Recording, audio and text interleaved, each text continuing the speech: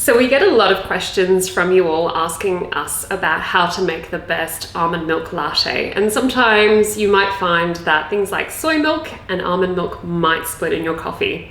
There's a few tips and tricks that I definitely suggest you try before giving up on plant-based milks. So number one, definitely chill your almond milk before using or stretching in your coffee. It generally will give it a longer stretch time and it will help bind with the coffee. If you're using a cold brew for a product, definitely find a concentrated one. And sometimes you might be using something that's actually full of water and that will basically separate instantly. As you can see, my coffee is looking really delish and it still hasn't separated with that amazing cold brew. And that's simply because I'm using a really good quality almond milk and I'm using a really good quality cold brew.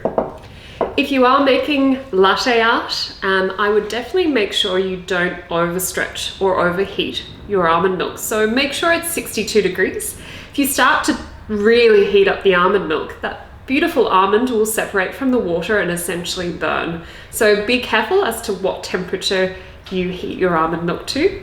And finally, it's all about the coffee. So roasters in Melbourne or anywhere around the world generally roast their coffee essentially to suit dairy milk. Dairy milk is completely different from almond milk and completely different from soy milk.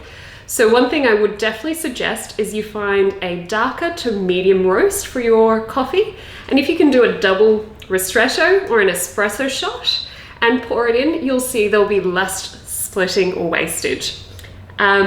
One other tip and trick I definitely suggest, if you're pouring almond milk straight into, let's say, just an instant coffee, do heat it up a little bit. It will also help reduce the separation. That's it from me.